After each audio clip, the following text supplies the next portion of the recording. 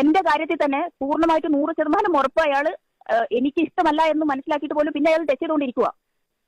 എന്നിട്ട് രണ്ടാമത്തെ പ്രാവശ്യം അയാൾ റിപ്പീറ്റ് ചെയ്ത്, രണ്ടാമത്തെ പ്രാവശ്യം എന്നൊന്നും പറയാൻ പറ്റില്ല, കാരണം നമുക്കൊരു കാര്യം ഉറപ്പിക്കാതെ ചോദിക്കാൻ പറ്റില്ലല്ലോ. കുറച്ച് നേരമായിട്ട് ഞാൻ നോട്ട് ചെയ്യുന്നുണ്ടായിരുന്നു.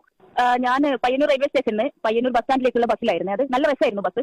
അപ്പൊ ഞാനിങ്ങനെ നിൽക്കുന്ന സമയത്ത് എന്റെ മുന്നിലായിരുന്നു ഇയാൾ ഉണ്ടായിരുന്നത്. അപ്പൊ അതിന്റെ മുന്നിൽ നിൽക്കുന്ന ഒരു പെൺകുട്ടിയുടെ മുഖവും ബിഹേവിയറും ഒക്കെ കണ്ടപ്പോൾ എനിക്ക് മനസ്സിലായി ഭയങ്കര ഡിസ്കംഫർട്ട് ആയിട്ടാണ് നിൽക്കുന്നത് എന്നുള്ളത്. അയാൾ അങ്ങനെ ഒത്തി പിടിച്ചുകൊണ്ടാണ് നിൽക്കുന്നത്, നമുക്ക് മനസ്സിലാവും കാണുമ്പോൾ തന്നെ. അപ്പൊ ഞാൻ ഒന്നും ചോദിച്ചില്ല, ഞാൻ ഫോണിൽ വീഡിയോ ഓൺ ചെയ്തിട്ട് ഇങ്ങനെ പിടിച്ചു. അയാൾ കാണുന്ന പോലെ തന്നെ സെൽഫി വീഡിയോ ഓൺ ചെയ്ത് പിടിച്ചു. അയാൾ അത് നോക്കുന്നുണ്ടായിരുന്നു, അത് കണ്ടു. ഞാൻ കുറെ നേരം ആ ഫോൺ അങ്ങനെ തന്നെ പിടിച്ചിട്ടുണ്ടായിരുന്നു. ആദ്യം ഞാൻ റെക്കോർഡ് ചെയ്തിട്ടില്ല, പിന്നെ റെക്കോർഡ് ചെയ്തുകൊണ്ട് പിടിച്ചു. അയാൾ കണ്ട സമയത്ത് അയാൾ ഭയങ്കര കൂളായിട്ടാണ്, ഒന്നും ചെയ്തില്ല, അങ്ങനെ നിന്നു. അത് കഴിഞ്ഞ് കുറച്ച് കഴിഞ്ഞപ്പോൾ പിന്നെ കുറച്ച് തിരക്ക് കഴിഞ്ഞു, പെട്ടെന്ന് ബസ് സ്റ്റാൻഡിൽ എത്തിയിട്ടുണ്ട്. ബസ് സ്റ്റാൻഡിൽ എത്തിയപ്പോൾ ഞാൻ പിന്നെ വീഡിയോ ഓൺ ചെയ്തോണ്ടിരുന്നു, കാരണം അയാൾ തൊട്ടി റൂമിൽ നിൽക്കാനാണ് ശ്രമിച്ചുകൊണ്ടിരിക്കുന്നത്. അപ്പോൾ വീഡിയോ ഓൺ ചെയ്ത് വെച്ചു. ആ സമയത്ത് പിന്നെ ഇറങ്ങുന്ന സമയത്ത് അയാൾ പുറകിൽ ഞാനുണ്ടായിരുന്നത്. അപ്പം നേരെ എന്റെ മേലിലേക്ക് അയാളെ കൈ ടച്ച് ചെയ്തുകൊണ്ടിരിക്കുന്നത്, അത് കറക്റ്റ് വീഡിയോയിൽ വ്യക്തമായിട്ട് കാണാം. അങ്ങനെ ചെയ്തു. അപ്പൊ അത് ഒരു പ്രാവശ്യം റിപ്പീറ്റ് ചെയ്ത് ഞാൻ മാറി നിന്നു, പിന്നെയും അയാൾ അത് ചെയ്തു. ഇങ്ങനെ വീഡിയോയിൽ ഇങ്ങനെ നോക്കുന്നതൊക്കെ കാണിക്കുന്നുണ്ട്. അത് കഴിഞ്ഞപ്പോൾ അപ്പൊ തന്നെ ഞാൻ എന്താ ചേട്ടാ ഉദ്ദേശം എന്ന് ചോദിച്ചു. അപ്പോഴേക്ക് അയാൾ ഇറങ്ങി ഓടി എന്ന് പറയാൻ പറ്റില്ല, സ്പീഡിൽ അങ്ങ് നടന്നു. അപ്പൊ എന്റെ പുറകിലുണ്ടായിരുന്ന വേറെ ചേട്ടൻ ചോദിച്ചു എന്താ സംഭവം എന്താണെന്ന് വെച്ചു. ഞാൻ പറഞ്ഞു കുറെ നേരമായിട്ട് അയാൾ ഇങ്ങനെ എന്തോ ഒരു ചെയ്തുകൊണ്ടിരിക്കുക, അത് കണ്ടപ്പോഴാണ് ഞാൻ വീഡിയോ ഓടാക്കിയത്. എന്നെ തൊട്ട സമയത്ത് ഞാൻ ചോദിച്ചു എന്ന് പറഞ്ഞു.